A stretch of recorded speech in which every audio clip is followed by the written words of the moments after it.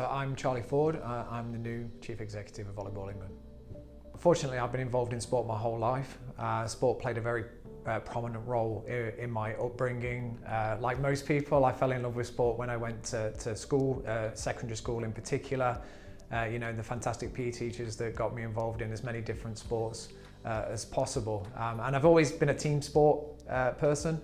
I always tended to gravitate towards team sport, and I think that's because I really like the opportunity to not only understand your strengths, but understand the strengths of other people within the team and how you then come together, to achieve that goal of either winning a game or a league or a title. And so team sport's been a really prominent part of my life. So I've worked in sport now for 15 years, 3 different organisations. I started out with England basketball. And through the course of my career with basketball, I got the opportunity to work pretty much across every department that you can think of within an NGB. So I started off in education, then I did a little bit in workforce and competitions, membership, and then towards the latter part of my basketball career, I worked in talent, redefining the talent system and pathway, trying to harness all of the goodwill of the volunteer network, working with venue and facility providers, and ultimately trying to develop a pathway so that our athletes could be successful on an international level. Some of the things that I'm really proud of from my time at Basketball England was redefining the academy environment for 16 to 19-year-olds, being able to professionalise the workforce within that environment as well. Basketball, like volleyball, large volunteer base, so being able to put professional standards in place, minimum operating standards, to really kind of provide an uplift to the sport. Moreover, is something that I will always hold quite dear to me.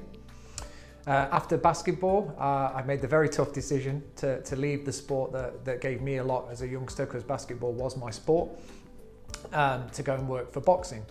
So I was with boxing for 18 months, but this really opened my eyes to a whole different area of sport, an individual sport, but a sport that operates largely in deprived communities. So the community side of sport really kind of came through for me, and how important sport is and what role it plays in terms of tackling inequalities, breaking down some really deep-rooted societal issues. And whilst I was at boxing, I was primarily brought in to be head of community development, but that quickly morphed into being the interim chief exec.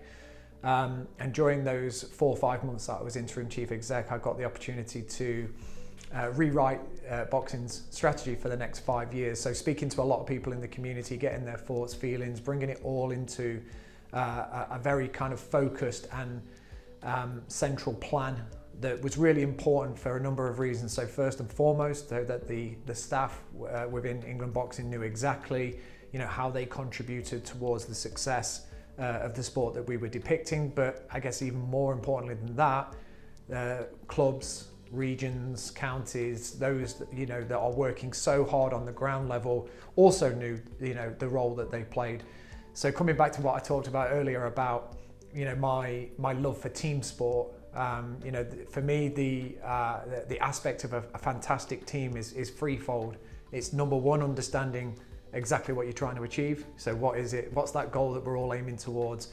Number 2 is about understanding what you play, what role you bring to that team. And number 3 is understanding what the role of your partners, your teammates obviously bring. And I guess I used that central kind of theme when going through the strategy rewrite. I mean, if you cut me open, sport runs through me, from day one to where we're at right now. So whether that be in an organised setting, within a club, etc., or just being a general fan and follower of sport, I am that person that really attaches myself to major sporting events, and the euphoric highs that you can feel when these amazing moments in sport happen. But yeah, I guess outside of work, I am a coach. So I'm a level 3 basketball coach. I have coached since I was 16 years old, so I won't tell you how many years now, but it is a deep passion of mine in terms of imparting knowledge, guidance, and using sport, again, not just to hopefully produce high-level basketball players, but moreover, good people. And I think sport really can do that. It can give people a sense of belonging. It can provide a number of different uplifts to your life, way beyond, winning a game on a Saturday afternoon. But I still coach now, not as much as I'd like to, but my coaching has kind of been at all different levels. So I've coached on a local, national, regional, international level, but my coaching right now is focused primarily on grassroots, under 10s, trying to give young people a fantastic first experience in sport. I'm 2 and a bit weeks into the role now, and I guess when I was appointed, I really wanted to take some time to understand the sport, to get out to as many games as possible, see the sport in its natural environment. So what was nice was before I was appointed, nobody really knew who I was. But I did get on a number of sidelines and on balconies, and I've been out to a number of MVL games, Super League games, just to observe how the sport operates, take in the excitement of the sport as well. And that's the bit that struck me straight away, is that it's a sport that really does it's a high octane sport. It's action second by second. They're high scoring games as well, and these are all attributes that make the sport such a fantastic spectacle from a fan and follower point of view. But yeah, since I've been in post, I've very much taken the opportunity to listen. It's really important that I do hear the views of the hard-working volunteers that have been in the sport for many years, and I've just been really impressed with the level of passion and commitment that there is within the sport. Since I've come into post, I've had the opportunity to speak to a lot of people within the volleyball community, so staff members, board members, but then those within counties, regions, local leagues and clubs, just to better understand how the sport is delivered on a local level. The successes, what do we enjoy, but ultimately what the challenges are and what can Volleyball England do moving forward to grow the sport. I am really keen to speak to as many people as possible. My door is always open. I want to hear all of these views, whether they are good or indifferent. But ultimately, moving forward, some of my ambitions and what I'd really like Volleyball England to be is an outwardly facing organisation that has both ears open, is always in tune with what the members want, what the members need, and more importantly, be able to start to realise the potential, of this sport. Now, I'm under no illusions here. If realising potential was easy, it would have been done many years ago. So we've got to approach this in a very methodical way, step by step, making sure that we bring everybody in the volleyball community with us on this journey. We can leave nobody behind if we are going to, again, achieve some of these ambitions that are there, and it's quite evident are there in terms of not only performance but the infrastructure around the sport, workforce development, competitions.